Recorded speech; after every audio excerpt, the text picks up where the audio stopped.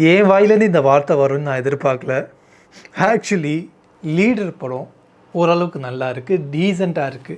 ஒரு நாட்டாக வந்து பார்த்திங்கன்னா ஃபஸ்ட் ஆஃப் ஃபுல்லாக போட்டுகிட்டே போனாங்க. அது அவ்வளோ இன்ட்ரெஸ்டிங்காக இருந்தது, அவ்வளோ என்கேஜிங்காக இருந்தது, அவ்வளோ நல்லா இருந்துச்சு. ஆனால் அந்த கிராஃபை செகண்ட் ஹாஃபில் எவ்வளோ கெடுக்க முடியுமோ ஃப்ளாஷ்பேக் சொல்லி அவ்வளோ கெடுத்து வச்சுருக்காங்க. அது என்னென்னு தெரிஞ்சுருக்கு முன்னாடி இந்த வீடியோக்கான ஸ்பான்சரை வந்து தேங்க் பண்ண வேண்டிய நேரம்.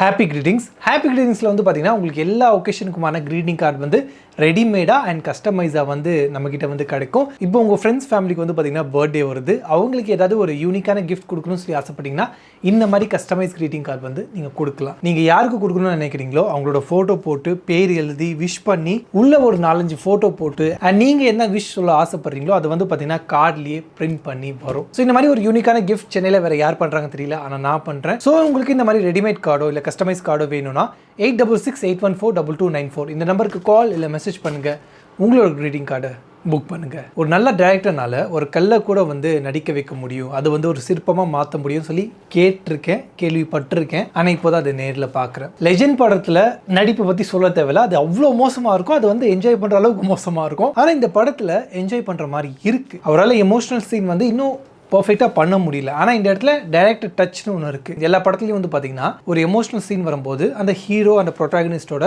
ஃபேஸை காட்டுவாங்க, அவங்க ஃபீல் பண்ணுறதை வந்து ஆடியன்ஸ்க்கு வந்து உணர்த்துறதுக்காக. பட் ஆனால் இவர் வந்து அழும்போது ஆடியன்ஸ்க்கு சிரிப்பு வரும். லெஜெண்ட் படத்தில் வந்து அதுதான் நடந்தது. ஸோ அந்த மிஸ்டேக்கை வந்து அவர் ரிப்பீட் பண்ணாமல் ஒரு ஸ்மார்ட்டான மூவை வந்து பார்த்தீங்கன்னா துரை செந்தில்குமார் வந்து ஹேண்டில் பண்ணியிருக்காரு. க்ளோஸ்அப்பே காட்டல. அவர் எமோஷனலில் அழுதாதானடா நீங்கள் சிரிப்பீங்க, அவங்களுக்கு க்ளோஸ்அப்பில் நான் காட்ட மாட்டேன்னு சொல்லி லெஜெண்ட் வந்து பார்த்திங்கன்னா முட்டி போட்டு வந்து தலையை வந்து கீழே குனிஞ்சிக்கிறாரு. அது வந்து கேமராவுக்கு ஃபேவராக அவர் எப்படி ரியாக்ட் பண்ணுறா சொல்லி நமக்கு தெரியல. லாங் ஷாட்டில் அவர் முட்டி போட்டு அந்த மாதிரி தலையை குனிஞ்சு இப்படி பண்ணும்போது அது வந்து எமோஷ்னலாக ஆடியன்ஸ்க்கு வந்து கருந்து போகுது. ஒரு நல்ல டைரக்டர் ஒரு கல்லை கூட நடிக்க வைப்பாங்கன்னு சொல்லுவாங்க, இதுதான் அது. பட் இப்போ வந்து பார்த்திங்கன்னா இந்த படத்தில் வந்து நிறைய குறைபாடுலாம் இருக்குது. அவர் வந்து தூங்கி ஏஞ்சிக்கிறாரு, ஃபுல் மேக்கப் லிப்ஸ்டிக் அள்ளி போட்டு ஹேர் வந்து பார்த்திங்கன்னா ஜெல் போட்டு கரெக்டாக வாரி ஏஞ்சோடனே அப்படியே ஃப்ரெஷ்ஷாக இருக்கார். அதுக்கப்புறம் வந்து பார்த்திங்கன்னா ஃபைட்டிங் சீனில் முடி ஒரு முடி கூட வந்து கலையில் பார்த்துக்கோங்க, ஒரு ஃபுல்லாக ஒரு மாஸ்க் மாதிரி தலையில் வந்து போட்டுறாங்க, அந்த மாஸ்க் கலட்டுறாங்க, அப்படி முடி வாரி அப்படியே இருக்கிற மாதிரி இருக்குது. எப்படியா நான் ஹெல்மெட் போடுறதுக்காக துணி கட்டி ஹெல்மெட் போட்டாலே வந்து முடி கலையுது, உங்களுக்கு எப்படியா முடியே கலையாமல் இருக்குது? அந்த சீக்ரெட் எனக்கும் சொல்லுங்களே. அது எல்லா சீன்லேயும் மனுஷன் வந்து ஒரே மாதிரி வந்து இருக்கார், அது கொஞ்சம் ஆடாக இருக்குது. அதை தாண்டி செகண்ட் ஹாஃப் அந்த ஃப்ளாஷ்பேக் சீரியஸாக லெஜெண்ட் படமா இது அந்த மாதிரி வந்து ஃபர்ஸ்ட் ஹாஃப்ல உட்கார்ந்து வியர்ந்த பாட்ட படம் தான் இந்த லீடர் படம். செகண்ட் ஹாஃப்ல வந்து பார்த்தீங்கன்னா லெஜெண்ட் வந்து ஒரு ரா ஏஜென்ட், நம்புறது கொஞ்சம் கஷ்டமாக தான் இருக்கும், அதான் நிஜம். அவர் ஒரு ரா ஏஜென்ட். ஓகே, 12 மேன்கிற ஒரு ஸ்குவாட்க்கு வந்து பார்த்தீங்கன்னா லெஜெண்ட் வந்து லீடர். 12 மேன் ஸ்குவாடு, பட் 2-3 பொண்ணுங்க வந்து அதில் இருப்பாங்க, அதெல்லாம் கண்டுக்க கூடாது. ஸோ அதில் வந்து பார்த்தீங்கன்னா ஒரு மிஷின் போவாங்க, அந்த இடத்துல வந்து ஹஸ்பண்ட் அண்ட் ஒய்ஃபாக வந்து லெஜெண்ட் வந்து ஒரு பொண்ணு கூட நடிப்பார். அந்த பொண்ணு கூடயே வந்து பார்த்தீங்கன்னா கசமுசாய் குழந்தை பெற்றுப்பாங்க, அதுக்கப்புறம் கல்யாணம் பண்ணுவாங்க. அப்படி கல்யாணம் பண்ணி ஒரு மிஷினுக்கு போகும்போது வில்லனோட அப்பாவை வந்து பார்த்தீங்கன்னா போட்டு தள்ளிடுவாங்க. அந்த அப்பனோட பையன் வந்து பார்த்தீங்கன்னா டெவில். அந்த டெவில் வந்து பார்த்தீங்கன்னா இந்த 12 பேரையும் ஒருத்தராக வந்து கொலை பண்ணுவார், தேடி கண்டுபிடிச்சு கொலை பண்ணுவார். அந்த டெவில் யாருன்னு தெரியாமல் இருக்கும். இதுதான் பிளாட். ஓகே, இந்த 12 மேன் ஸ்குவாடுங்கிறது அவங்க உயிரை கொடுக்கறது ரெடியாக இருப்பாங்க, உயிரை பற்றி அவங்க கவலைப்பட மாட்டாங்க, அதுதான் அந்த ஸ்குவாட். அந்த மாதிரி ஸ்குவாட்ல இருக்கிறவங்க வந்து பார்த்தீங்கன்னா இந்த மாதிரி ஒருத்தராக கொல்றாங்கன்னு சொல்லி அவங்க வந்து பயந்து தலைமறைவாக இருந்தாங்க. திருப்பி வந்து ஒரு மிஷினுக்காக ஒன்றா வரும்போது அவங்க வந்து பார்த்தீங்கன்னா டெவிலுங்கிற ஒருத்தரை பார்த்து பயப்படுறாங்களாம். லெஜெண்ட் வந்து இது வந்து டெவில் இங்கே வந்திருக்காங்கன்னு சொல்ல வேணாம், அவங்களாம் பயந்துருவாங்க, தேவையில்லைன்னு சொல்லி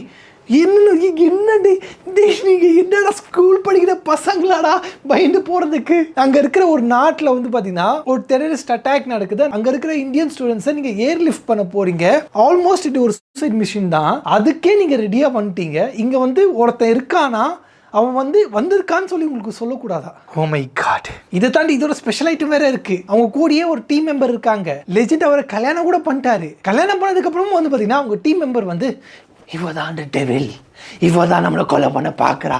என்ன சம்மந்தம் இல்லாமல் பேசுறீங்களா? என்ன அந்த பொண்ணு டெவில்ங்கிறதுக்கு எந்த ப்ரூஃபும் கிடையாது. ஆனால் அங்கே இருக்கிற சீஃப் வந்து ஷூட் பண்ண சொல்லுவாரா, அவர் வந்து லெஃப்ட் சைடில் வந்து ஷூட் பண்ணிடுவாரா, அந்த பொண்ணு வந்து மயங்க போட்டு வந்துருமா. எண்டில் வந்து பார்த்தீங்கன்னா அவர் ஹார்ட் வந்து ரைட் சைடில் இருக்குது, லெஃப்ட் சைடில் ஷூட் பண்ணதால் ஃபஸ்ட்டு எதுக்கு வந்து அந்த சீஃப் அவங்களோட ஏஜென்ட்டை அவங்களோட அசட்டை வந்து அந்த இடத்துல வந்து ஷூட் பண்ண சொல்கிறாரு. அவங்க என்ன பாம் கட்டி ஓடி வராங்களா? அவங்க செஸ்ட்டில் அவங்க வேஸ்ட்டில் வந்து பாம் இருக்கா? அவங்க வந்து எதாவது பண்ண போகிறாங்களா? ஷூட் பண்ணு டைமில் ஷூட் பண்ணு டைம். ஏய், நீங்கள் அங்கே கத்துறது பதிலாக அந்த ஸ்டூடெண்ட்ஸை வந்து ஏர் லிஃப்ட் பண்ணி நீங்களும் போய் தப்பிச்சிருக்கலாமாடா. என்னடா லாஜிக் இது?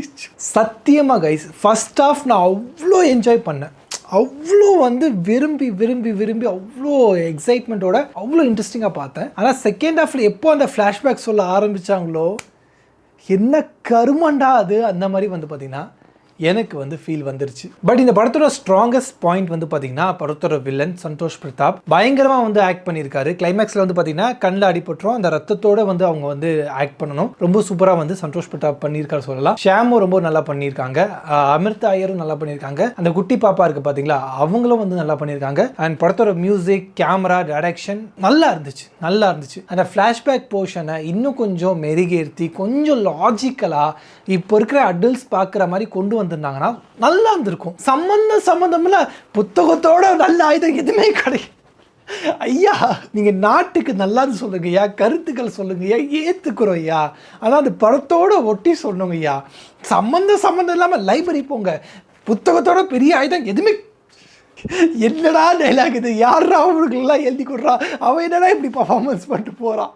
அந்த ஒரு சுச்சுவேஷன் தான் இந்த படத்தை பார்க்கும்போது, செகண்ட் ஹாஃப் பார்க்கும்போது வந்து பார்த்தீங்கன்னா இருந்துச்சு. சீரியஸ்லி கார்ட்டூனில் கூட வந்து பார்த்தீங்கன்னா இந்த மாதிரி ஒரு ஃப்ளாஷ்பேக் வந்து டிசைன் பண்ணியிருக்க மாட்டாங்க. அந்த அளவுக்கு ஒரு மட்டமான ஒரு ஃப்ளாஷ்பேக். பட் அந்த ஹார்பரில் இருந்தது, கிளைமேக்ஸ் ஃபைட்டு அதெல்லாம் உண்மையிலேயே பயங்கரமாக இருந்துச்சு, நல்லா இருந்துச்சு. லெஜெண்ட் நடிச்சு நான் பார்க்குறேன். ஃப்ளாஷ்பேக் போர்ஷனை விட்டுருங்க. ஸோ இந்த வீக்கெண்ட் ஒரு ஜாலியாக ஒரு படத்தை கழுவி ஊற்றி பார்க்கணும்னு சொல்லி ஆசைப்பட்டீங்கன்னா கண்டிப்பாக இந்த லீடர் படத்தை பார்க்கலாம். ஓரளவுக்கு பார்க்குற மாதிரியே இருக்குது. லெஜெண்டை கம்பேர் பண்ணும்போது இந்த படம் நல்லாவே இருக்குன்னு சொல்லலாம்.